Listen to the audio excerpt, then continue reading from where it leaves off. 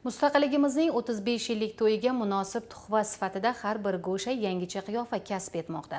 Xususan bayram arafasida foydalanishga topshirilishi rejalashtirilayotgan obyektlarda so'nggi ta'mirlash, pardozlash ishlari bajarilyapti. Bu kabi bunyodkorliklar albatta mamlakatimizda inson qadrini ulug'lash, aholi uchun qulay infratuzilmani yaratishni maqsad qilgan. Jondor tumanida bu borada amalga oshirilayotgan ishlar xususida muxbirimiz lavhasida so'z boradi.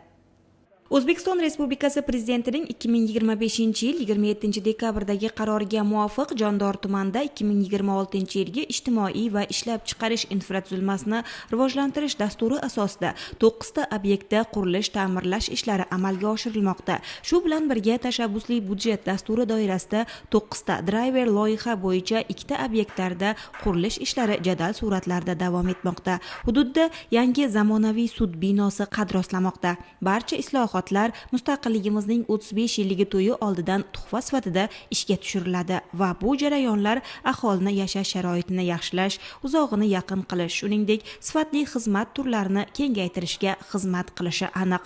Shuningdek, obod mahalla dasturi doirasida aholini ichimlik suvi bilan ta'minlash maqsadida hududda jami 125 kilometr uzunlikdagi ichimlik suvi tarmog'i tortilyapti. Umumiy foydalanishdagi avtomobil yo'llarining 61 kilometr uzunlikdagi qismida joriy ta'mirlash ishlari amalga oshirilmoqda.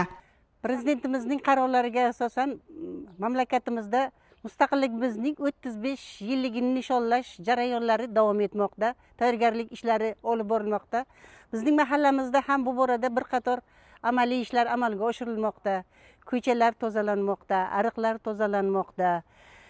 Chiroqlar o'rnatilmoqda, ko'cha chiroqlari aholini ichimlik suviga bo'lgan ehtiyojini qondirish uchun Navgada mahallamizda ichimlik suvi tortish jarayonlari davom etmoqda.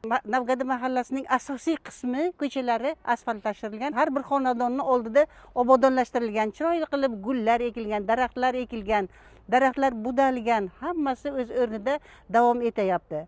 Hududning har bir mahallasi bugun obodlikka yuz tutyapti. Qilinayotgan ishlar ko'lami esa har kungidanda salmoqli. Chunki har bir inshoot mustaqilligimizning 35 yilligiga munosib tuhfa sifatida aholiga taqdim etiladi.